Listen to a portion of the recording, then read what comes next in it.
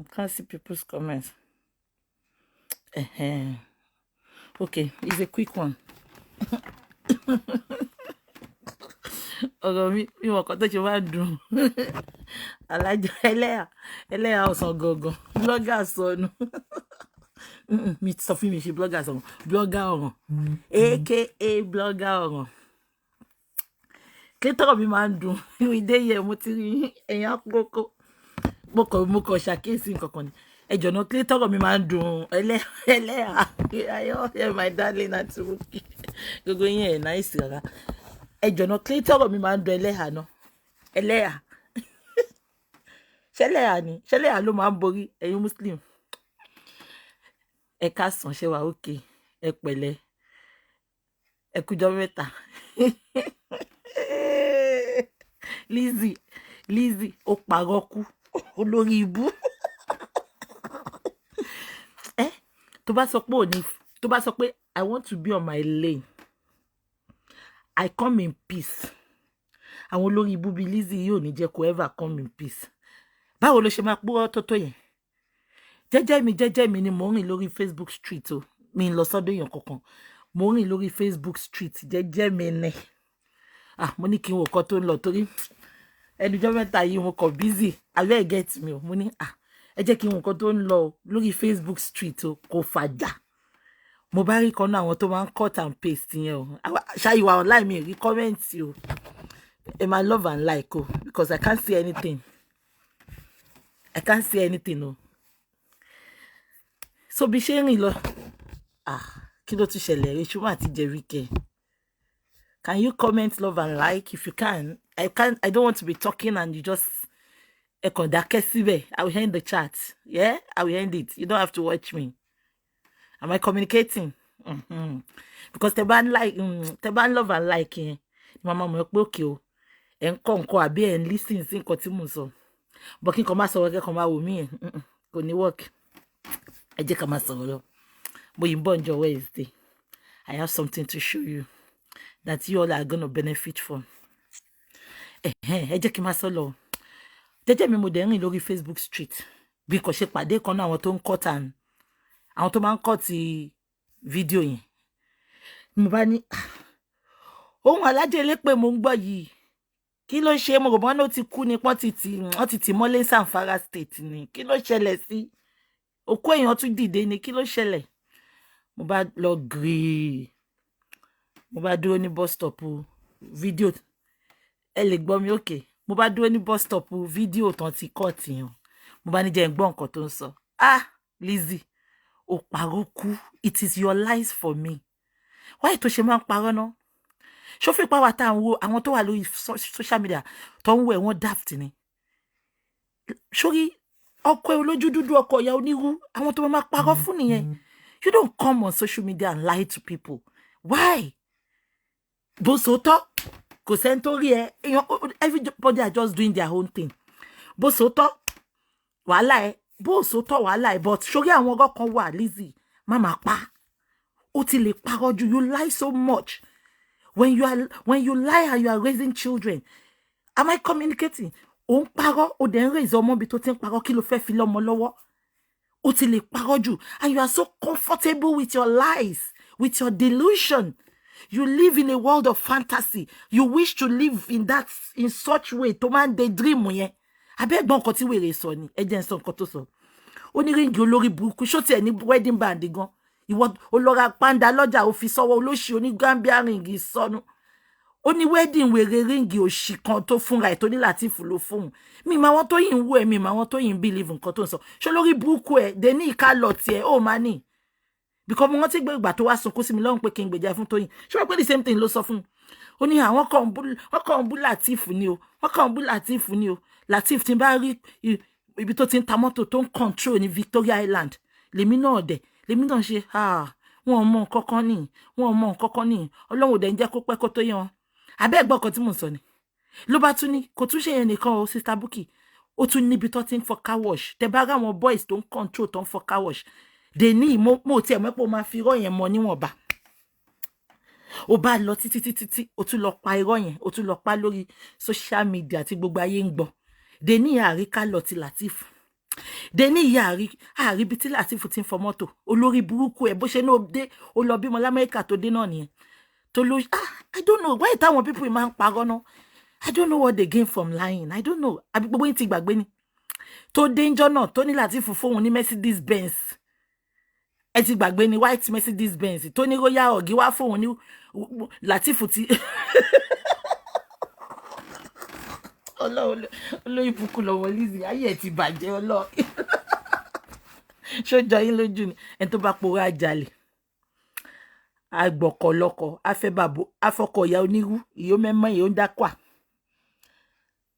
abẹ́ ìrántí ni tẹ bá rántí kẹ top up tẹ bá top up mi ní continue torí ẹ ti jẹ́ kó dọ́ọ̀lù mi sìn mo ń lọ bí iṣẹ́ mi kàn ní kí sáré bọ́ta ni tẹ bá rántí kẹ top up sẹ́ ọkùnrin ìpàgbọ́ yìí ká ẹni ìdíwẹ́ abẹ́ ẹ̀gbọ́n ni gbogbo yẹn ti gbàgbé ọkọ̀ ìpàgbọ́ yìí ká lẹ́sà àṣẹwà ókè sà ọkọ̀ ìpàgbọ́ yìí ká ọmọ máa mú ọ̀rọ̀ yẹn kéékèèké ni ṣùgbọ́n bọ́ǹbù ló wà lẹ́nu wọn ọmọ máa sọ̀rọ̀ yẹn kéékèèké ni ṣùgbọ́n bọ́ǹbù ló wà lẹ́nu wọn abẹ́ ẹ̀ máa gbọ́ ni ó bá ní pẹ́pẹ́ sí o ó ní ṣe rántí ìgbà tó bímọ tó dé láti hospital láti Amẹ́ríkà ṣé gbogbo rántí tó ń tọ́ra ẹ̀ tó ní pẹ́pẹ́ sí o Latifu ó fóun ní Mercedes Benz òun ló fi ṣe welcome from America Lizzy ṣé nǹkan tí yóò ní ṣó lè fún yàn ni that is my question ìbéèrè ò fàjà o má bọ́ tako wá ní o fẹ́ bú mi o ṣó mọ̀ pé mi ìbú ẹ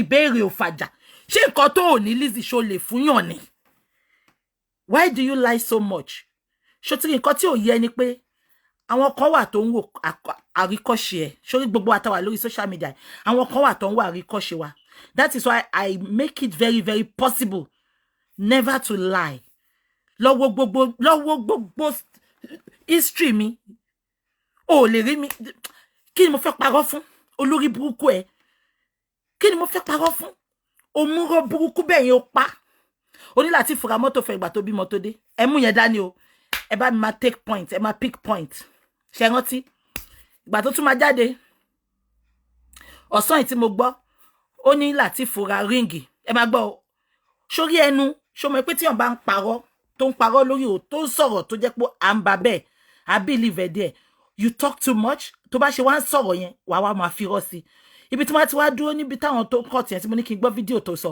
ẹ gbọ́ nǹkan tó sọ níbi ẹ̀ tí gbọ́ fídíò yẹn ó sọ pé ríǹgì wedding ring tí láti fóun olórí burúkú ṣé láti fúnlẹ̀ ríǹgì wọ́n ló ra ríǹgì fúnra ẹ̀ náà ṣórí tóbìnrin bá ti wà láyé tó bá ti desperate láti settle down I am no right inside you àbí kò yẹ Lizzy right inside you ìgbà tó ṣe ìyàwó yẹn you are not ready to wed then because mo rántí pé gbà yẹn ó sọ fún mi pé governor kan ló ń fẹ́ ṣé rántí ó ní má governor kan ló ń fẹ́ ipe ó ń gbówó fún ẹ gan ipe normally kò jẹ́ kó fẹ́ governor yẹn ipe ṣùgbọ́n because governor yóò ready láti settle ìwọ dẹ̀ ti ready láti settle kéde ló mú ẹ tó fi lọ settle down just because ó rí pé Tóyìn náà ṣe ìyàwó ńgbà yẹn olórí burúkú ẹni tó bá gbàgbọ́ alágo ṣiṣẹ́ ó máa lulẹ̀ gbẹ̀yìn ayé ẹ̀ náà ni that is number one ó wá sọ láàárọ̀ ìwọ sọ pé wedding band tí wọ́n wọ̀ yẹn ń kọ́ o tí láti tí ò tí rówó lé yàrá kan san ní Nàìjíríà iye oníwà iye ológìrì iye onídàńkwà tí ò tí rí wọn dá lókòwò ìwọ wá sọ pé ríǹgì tí láti fún ẹ ń kọ́ o wọ́n lè fi ra luxury car mẹ́wàá orí Lizzy ti dàrú ó ti ya wèrè gbogbo àdàbí tó ń pe orí ẹ̀ ló dà sí ẹ rojú ẹ̀ bó ṣe dàbí ìgbà tí Ìjẹ̀bú bá ṣe kọ́kọ́rẹ́ tán fepo sí ẹ rojú ẹ̀ bó ṣe rí ni ojú ẹ̀ ti ṣá ó ti ṣá gbogbo nǹkan ti ṣá ó ti dèrò ó ti abẹ́gbọ́n nǹkan tó ti sọ náà ni mi ìfẹ́ jẹ́ kéèyàn da nǹkan tí mo gbé dání nù celebrity ni mí kí tó sì máa ń tọ́ra ẹ̀ pé àwọn wo ló pè so tó bá pe àwọn celebrity sí Lizzy Anjorin olórí Bukky wá sọ̀rọ̀ ẹ̀dẹ́lẹ́ house ọgọ gbogbo rẹ̀ ó ti dí pẹ̀tà wèrè wá sọ̀rọ̀ ẹ̀dẹ́lẹ́ house ọgọ ta ló máa ń pè àwọn wo ló ń tọ̀ ẹ̀ náà mo rà àti Kẹ́mi Olúnlọ́yẹ̀ náà tó ń ṣe láàárọ̀ yìí Lizzy you are celebrity ẹ ti máa wọn àti Kẹ́mi yẹn àwọn tó máa ń wo àwọn eré tí ò ń dùn tí ò ní mí nìyẹn àwọn ló máa ń dùn lójú àwọn àti Kẹ́mi kíru àti Kẹ́mi yẹn níbi tó lajú dé kọ́ ìmọ̀ pé Lizzy olórí burúkú tó jẹ́ pé eré méjì tó ṣe nígbésí ayé ẹ̀gbọ́n àríwò very boring. Ẹ mọ̀ kọ́ sọ pé nǹkan boring no dry kò ní meaning kò eré ò nírú kò ń lórí èèyàn kan wá bọ́ta ó ń pè celebrity. Anyway, yẹn confessor. Ìgbà tó máa wá parọ́ ó ní ríǹgì olórí ibú tó ń wọ̀. To start with, bọ́ta kó wá búra pé Latif ló fún ẹ ríǹgì yẹn. Ṣíbí Latif tó yẹ pé ìjọ tẹ̀ ṣe wedding rẹ̀ ó rí bó ṣe rí ni. Ó rí bó ṣe rí. Ó dàbí àwọn ọmọ onímọ́tò tún ní kíláàsì o. MC Olúọmọ ní kíláàsì. Ó máa ọmọ onímọ́tò tó yẹ pé ó máa wà ń gáréèjì ó máa bọ́ṣọ́ máa ṣíkùn lẹ́sẹ̀ nu géètì ni. Gbogbo mọ́tò tó wọlé tó ń jáde àwọn ló ń já tíkẹ́ẹ̀tì. Ó rí bí láti ṣe rí ni. Ó tọ́jú ẹ̀ náà níjọ́ wedding. Ó rí bó ṣe rí dúdú ẹ̀ dọ̀tí dúdú ẹ̀ dàbí pé káfara èèyàn káfi pó yẹpẹ̀. Olórí burúkú tó ń ta kírìmù tí ò yọ lára ẹ̀ tí ò bá tiẹ̀ yọ lára tiẹ̀ ṣé kò jẹ́ kó yọ lára Lati ni. Ìwọ wá sọ pé ríǹgì tí wọ́n ra nǹkan ó lè ra luxury car. Show my definition luxury car ṣá. Ajala jẹnu ẹ̀. Olórí burúkú parọ́ kú. Irọ́ burúkú iná ló pa. Òun ti fárikẹ́ mọ́tò. Ṣárikẹ́ mọ́ bí tán kíkí mọ́tò bọ̀. Àtomi àromi ra. Àrárikẹ́ nu mọ́tò dè ní. Àrárikẹ́ kó wa mọ́tò.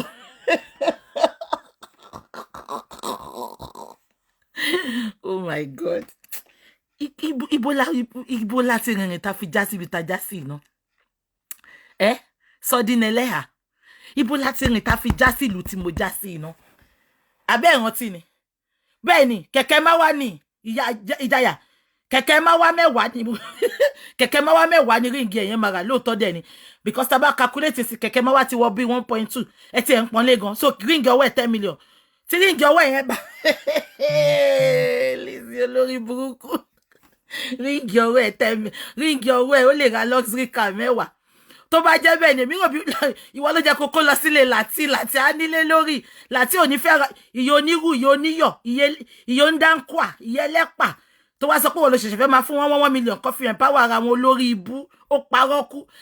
Àtijọ́ ìtàríkẹ́ ti ń sààvù ẹ̀ náà kò rí bá ṣe kò rọ́nà gbégbà kò ojú kan náà ló wà bí omi adágún aláyé bàjẹ́. Wèrè àwa sọ pé àwọn tó ganu ayé kò ṣe nǹkan tó ní tó àpáyà ló fi ganu ayé. Àwọn tó ṣoríire látara ẹ̀, àwọn tó dìde látara ẹ̀. Nǹkan tó fi ní ọ̀gánu ayé nìyẹn. Ìwọ tó yẹ pé ìwọ ló kúrú jù nú ayé. Ó bá wọ bàtà gogoro gan. Ó lè ganu ayé because kò sí nǹkan kan mo rí àríkọ́ṣe kankan lára ẹ̀ tó fi lè no ganu ayé. Olóṣì. Àbẹ́ ẹ̀gbọ́n nǹkan tó ń sọ ni. Tó bá jẹ́ bẹ́ẹ̀ ni ṣáwọn òye onírú ayé wà lójú kan wọ́n yìí máa tarú láti bí 30 years tó ti fẹ́ Latif. Ṣé Yàmúdá yìí máa tarú? Ó mọye irú tí Yàmúdá máa kiri kó tó lè pa owó tó máa fi jẹun gan. Olóhun ó ti parọ́ jù. I can't tolerate liars. She lies too much and she feel very comfortable when lying. Ìran parọ́ fún ẹnu onírò ń ṣẹ̀jẹ̀. Àbẹ́ ẹ̀gbọ́n nǹkan tó sọ ni. Àbí gbogbo yẹn ẹ̀gbọ́n ni.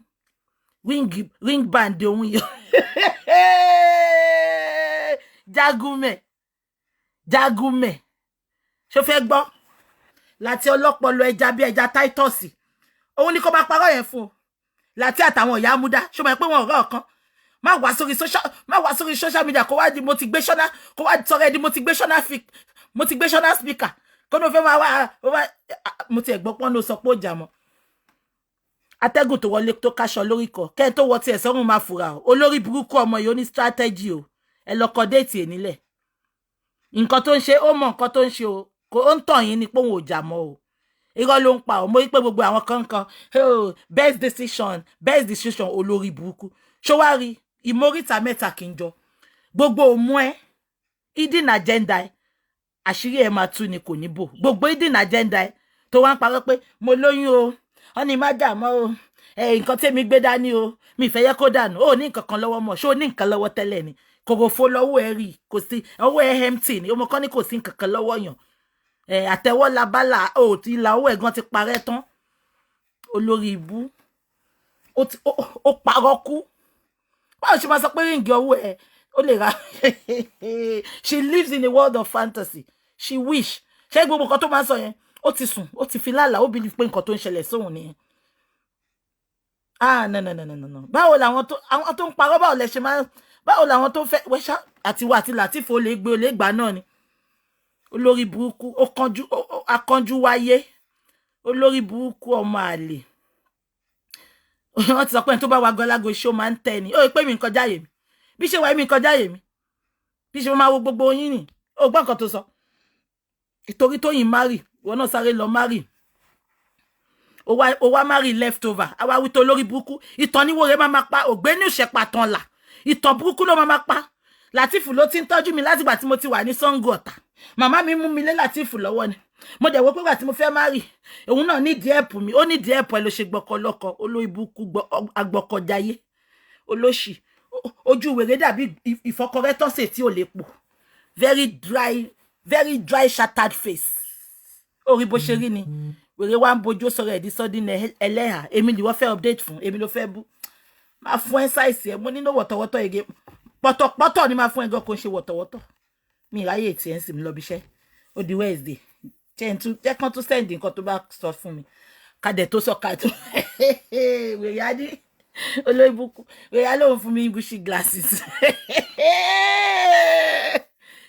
ṣé tó bá níyàn fún yàn kan náà orí burúkú tó send yẹn ìyẹn náà rò pé glasses ikú ló máa pàyà ẹ ìwọ lórí burúkú ọmọ àlè rádaràdá játijàti very local breed tẹ bá ń gbọ́ local breed òun ló local jù nú àwọn celebrity yẹn she so local kò lajú ṣé yàn alájú á lọ fẹ́ rú Latif á lọ settle fún Latif kàkí fẹ́ Latif lọ́kọ máa ya remain single nígbèsí ayé mi Latif of all my got in the toilet orí bó ṣe rí ni èyí kò fáyìn kò dá kò tún lówó lọ́wọ́ kò ní nǹkan kan ó wáyé bí aláìsí empty ni àgàn ni ó yàgàn kó dídán ó yàgàn kan rere nílé ayé tí gbogbo ẹgbẹ́ ń ṣe ó yàgàn ìyàwó ó yàgàn ọmọ kò sí nǹkan tí ó yàgàn ìyẹn ló wá tá bá máa sọ tàìsọ wàá máa fi Latif wàá máa fi láwọn èèyàn lójú àwọn ló fi Latif ńlá lójú orí ìyá ẹ̀ bú ọmọ àlè olóṣì akótilétà òun náà ni ò jẹ́ káwọn obìnrin níyì lójú ọkùnrin torí tírú ẹ̀ bá ti lọ ada fún yín ìjàyà olórí burúkú ẹjẹ tí wọ́n yín létí o ṣé rántí pé sọ pé òun lówó lọ́wọ́ ṣé rántí ó ti gbàgbé fídíò tí àlùjọ ọ́díò tálùjọ release ni ó rántí bó ṣe ń ké Lizzy ayé ẹ̀ máa bàjẹ́ ni ó dẹ̀ mọ́kọ́ táyé ẹ̀ fi máa bàjẹ́ ìtòrò mislead àwọn tó ń wo àwòkọ́ṣe lára ẹ̀ ó sọ̀rọ̀ ẹ̀ di motivational speaker abó ti gbàgbé pa gbọ́ ọ́díò tó sọ pé ìgbà tó máa fi fẹ́ Latif ti jẹ gbèsè sílẹ̀ pé gbà bó ṣe fẹ́ báyìí gbèsè ló ń san jọ ṣé Latif tó jẹ gbèsè òun náà ló ra wedding band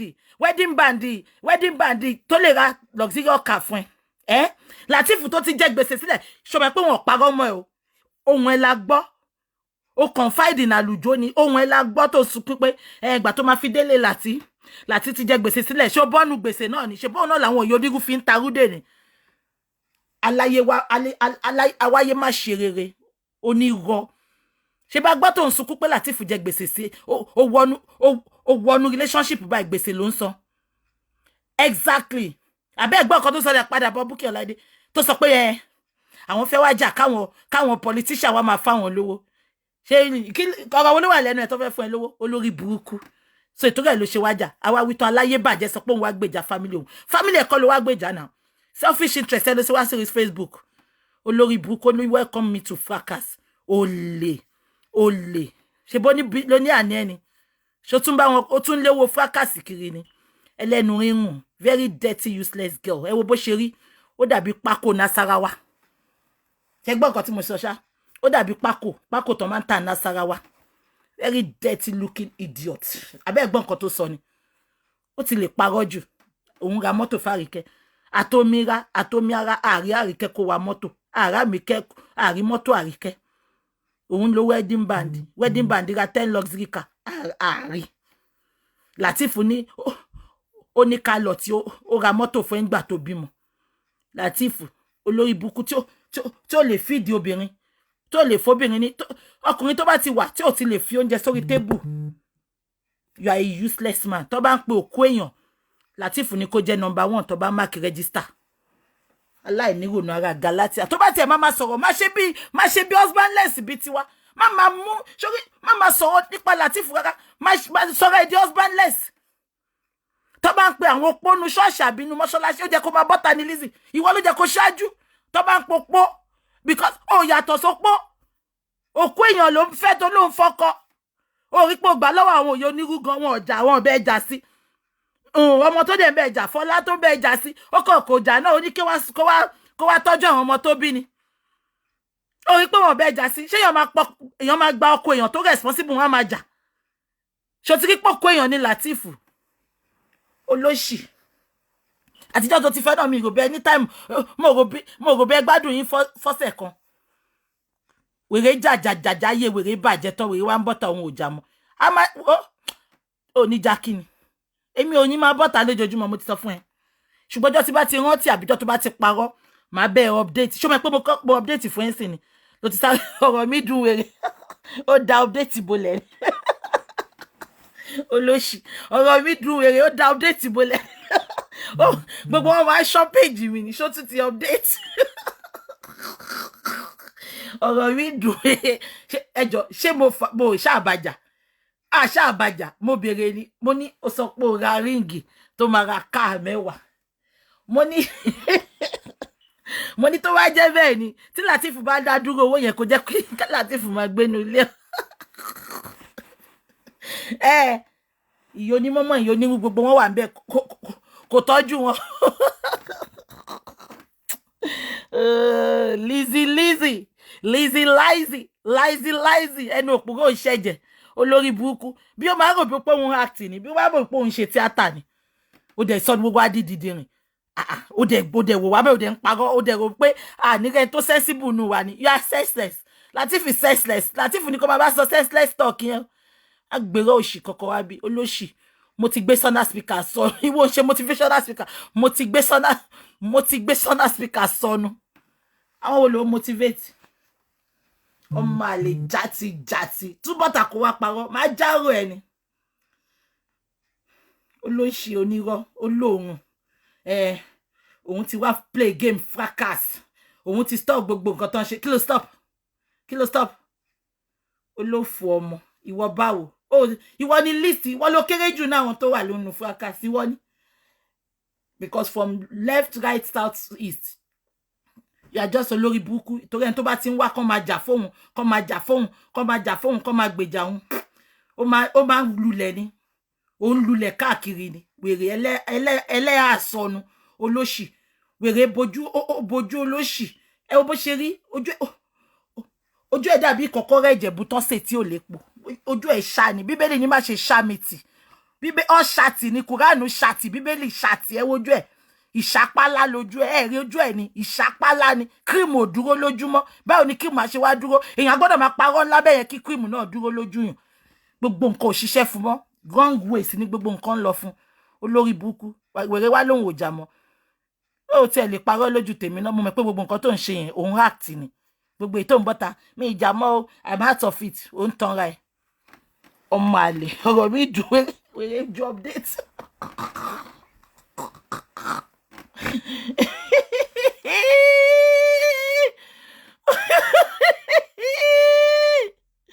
ọmọ àlè àti ìlàjú lórí social media ẹ lè fẹ́ bá kó wá lómi ọbẹ̀ jẹ mọ́ kò sọ bọ́ńdọ̀rẹ̀ mọ́ gbogbo ọ̀bọ̀dọ̀rẹ̀ ti sá lọ mo ti gbé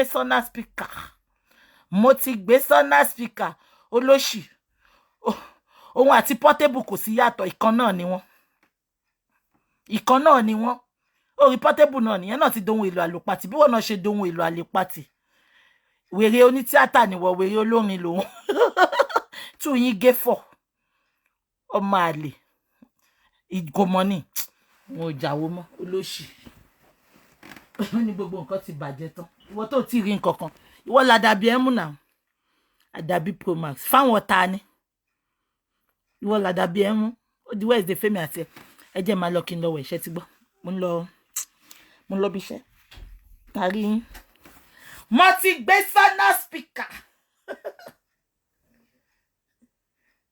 mo ti gbé sọ́nà speaker ó dàbọ̀ I see you all soon bye I love you Wednesday bye.